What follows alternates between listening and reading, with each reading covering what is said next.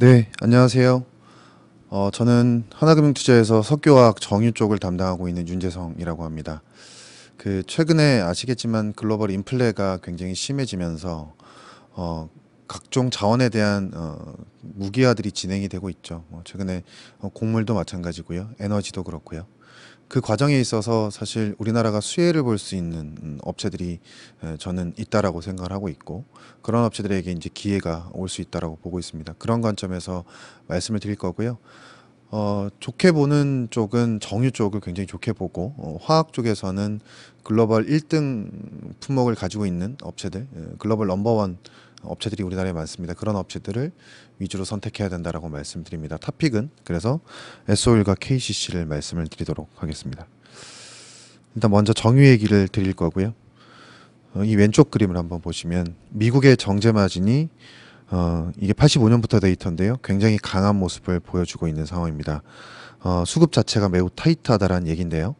이유는 오른쪽에 보시는 재고 자체가 워낙 없습니다. 재고가 왜 없냐라고 하면 코로나 이후에 미국의 정제 설비가 대략 한 5%가 사라졌습니다. 탈탄소 압력 때문에 공급이 줄어들었다고 보시면 될 것 같고요. 그리고 원래 미국은 유럽으로 물량을 그렇게 많이 보내지는 않고 남미 쪽으로 수출을 많이 하는데, 최근에 유럽이 러시아로부터 디젤 같은 석유 제품을 조달하기가 어려워짐에 따라서 미국에서 유럽 쪽으로 수출 물량이 많이 늘어나고 있는 것으로 파악을 하고 있습니다. 그리고 지금 현재 미국의 가동률이 92% 정도 되는데요. 이 정도면 거의 풀가동이라고 보시면 되겠죠. 결국 미국에도 물량 자체가 없기 때문이다라고 생각하시면 되겠습니다. 미국이 이렇게 쇼티지가 나고 있는 이유는 뭐냐면 사실 유럽에서부터 시작이 됐습니다. 아시겠지만 작년도에 유럽의 가스 가격이 폭등을 했고요. 겨울철이 지나면 좀 나아질까 생각을 했었는데 이번에 전쟁이 나면서 천연가스 가격이 한 번 더 뛰어 올랐죠. 작년 하반기부터 천연가스 가격이 올라가면서 유럽 내에 어떤 일이 있었냐면, 보통 유럽은 가스로 발전을 많이 합니다. 물론 원자력도 있고 하지만 가스 가격이 많이 올라 버리니까 유럽에서 디젤 발전 수요가 늘어나기 시작을 했고요. 작년 하반기부터 디젤의 재고가 줄어드는 모습들이 오른쪽 그림에서 보시는 것처럼 뚜렷하게 나타났고요. 지금 현재 보시면 밴드를 뚫고 내려가 있는 상황이죠, 재고가. 그래서 그만큼 유럽에서는 가스 가격이 올라가면서 디젤에 대한 수요가 늘어났다라고 보시면 되고요. 아시아 같은 경우는 중국이 작년에 석탄 가격이 많이 올랐죠. 그러면서 디젤에 대한 수요가 많이 늘어났거든요. 그래서 결국 가스와 석탄 가격이 올라가면서 유럽과 중국에서 디젤 수요가 가파르게 늘어났다라고 생각하시면 될 것 같습니다. 그게 최근에 디젤 쇼티지를 불러일으켰다라고 보시면 될 것 같고요. 그다음에 아시아 얘기를 좀 드려보면 중국입니다. 중국 같은 경우는 지금 3월, 4월 달에 수요가 굉장히 안 좋습니다. 아시는 것처럼 봉쇄가 돼 있는 상황이죠. 그러다 보니까 왼쪽 그림에서 보시는 것처럼 수출량이 3, 4월 달에 많이 늘어났습니다. 지금 현재 3, 4월 달에 수출량이 이렇게 늘어나고 있음에도 불구하고 유가는 110불이고 정제 마진은 사상 최대 수준에 근접해 있는 상황이죠. 만약에 중국의 봉쇄가 해제가 된다라고 하면 아마 중국의 수출 물량들이 줄어들 가능성이 높고요. 그리고 원유 수요도 다시 늘어날 수밖에 없겠죠. 그래서 유가와 정제 마진이 아마 6월 이후에 상해 봉쇄 풀린다고 하는데요. 이후부터는 다시 좀 타이트해질 수 있는 환경이 만들어지지 않겠나라고 생각을 하고 있습니다. 재고도 보시면 아시겠지만 오른쪽 데이터입니다. 재고도 밴드를 뚫고 내려가 있는 상황이죠. 그리고 중국 같은 경우도 작년 하반기부터 탈탄소에 대한 얘기를 많이 했고요. 그러면서 2025년까지 정제설비 규모를 제한을 하고 있습니다. 지금 중국의 정제설비 규모가 1,800만 BD 정도가 되는데 아마 25년까지 2,000만 BD를 넘기지를 못할 거예요. 그게 작년에 나온 정책 중에 하나거든요. 그래서 중국 같은 경우는 향후에 캐파를 늘리는 부분들이 없기 때문에 석유 제품 수출량이 구조적으로 감소할 수밖에 없는 구조다. 이렇게 생각하시면 될 것 같습니다. 그래서 제가 간단하게 글로벌 지역들마다 수급 상황을 설명을 드렸는데요. 일단 미국 같은 경우도 지금 재고가 부족한 상황이고 가동률이 풀 가동인 상황이죠.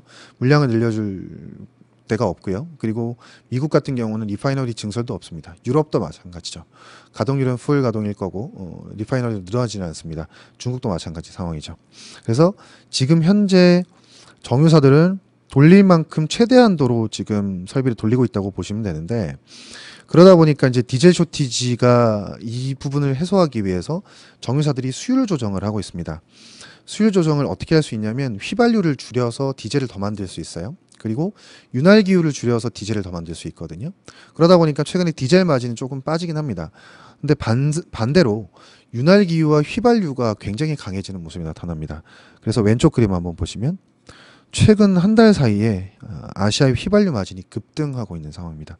말씀드린 대로 휘발유를 줄여서 등경유를 더 생산하기 때문이라고 보시면 될 것 같고요. 오른쪽에 보시는 미국의 윤활기유 가격도 최근 들어서 급등하고 있는 상황이죠. 그래서 정유사의 펀더먼털이 전 사업부가 사실은 더 좋아지고 있다라고 생각하시면 될 것 같고요. 자, 이 그림에는 없지만 PX와 BTX 같은 정유사가 가장 많이 생산하는 화학 제품도 최근 들어서 마진이 굉장히 강해집니다. 이건 왜 그러냐면 휘발유가 매우 좋아졌기 때문에 정유사 입장에서는 납사를 줄여서 휘발유 만드는 게 더 유리하죠. 그래서 납사를 가지고 PX, BTX를 만드는 게 아니라 휘발유를 더 만들어요. 그렇게 되면 PX와 BTX 공급이 줄겠죠. 그래서 지금 현재 정유사의 디젤 이외의 제품들, 휘발유라든지 PX, BTX, 윤활기유 모두 다 좋아지고 있다. 이렇게 생각하시면 될 것 같습니다. 그러면 정유주를 언제 팔아야 되냐라는 건데요. 제가 기본적으로 말씀드릴 때 석탄과 가스 가격이 상승하면서 디젤 쇼티지가 났고 이게 지금 다른 제품에까지 전이되고 있다는 점을 말씀드렸는데 정유를 팔아야 되는 시점도 저는 가스와 석탄 가격이 빠지는 시점이라고 생각을 하고 있습니다. 그래서 가스에 대한 부분을 말씀을 좀 드려야 할 텐데요. 왼쪽에 보시면 글로벌 가스 생산량의 순위 국가별 순위입니다. 미국이 가장 천연가스 생산량이 많고요. 그 다음이 러시아입니다. 러시아가 글로벌 MS가 17% 정도 되거든요. 그러니까 지금은 러시아 물량들이 빠져 있는 상황인 거죠. 그래서 글로벌에서 17%를 차지하는 러시아 물량이 빠져 있기 때문에 이 부분들을 메이크업하기가 굉장히 다른 지역에서 메이크업하기가 되게 힘들다라는 거고요. 특히나 오른쪽 그림을 한번 보시면 유럽이 아시는 것처럼 천연가스를 러시아에 의존을 많이 하는데 러시아로부터 지금 받아오는 물량 비중이 51%, PNG를 통해서 받아오는 물량이 51% 정도 되고요. 이 수치로 보면 16.2 빌리언 큐빅 피트 per day입니다. 이 숫자만 기억을 하시면 될 것 같아요. 16.2 빌리언 큐빅 피트 이것만 기억을 하시면 될 것 같고요. 그럼 이 규모가 얼만큼 크냐라는 건데 이 왼쪽 그림 한번 보시면 이게 미국의 LNG 수출 터미널의 캐파입니다. 2020년 기준으로 14빌리언 큐빅 피트예요. 14빌리언 큐빅 피트. 그러니까 러시아 물량이 유럽에서 빠진 부분들을 메이크업 하려면 미국의 LNG 수출 물량이 전부 다 유럽으로 가야 되는 거죠. 그런 극단적인 가정이 필요할 정도로 러시아가 물량이 빠진 규모가 굉장히 크다라고 말씀을 드리는 거고요. 그리고 카타르나 호주를 얘기를 하는데 카타르나 호주의 생산량이 대략 한 13빌리언 큐빅 피트 per day가 되거든요. 그러니까 생산량이 이렇습니다. 그러니까 카타르나 호주의 생산량이 모두 다 유럽으로 가야지만 러시아 물량 빠진 부분들을 메이크업할 수 있다라는 거죠. 그래서 결론적으로 러시아 물량이 빠진 부분들이 굉장히 크다라고 생각하시면 될 것 같고 그런 부분을 감안하면 가스 가격이 사실은 내려가기가 좀 만만치 않다라고 보시면 됩니다.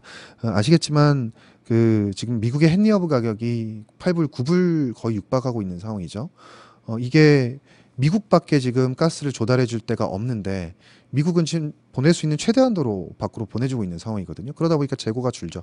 그래서 미국의 헨리허브 가격도 지금 올라가고 있는 상황이다라고 보시면 될 것 같고 그리고 유럽 같은 경우는 지금 현재 대략 한 재고가 26% 차 있거든요. 근데 3월 말에 어떤 정책이 발효가 됐냐면 재고를 올해 말까지 80%를 채워가야 됩니다. 그리고 내년까지는 90%를 채워가야 되거든요.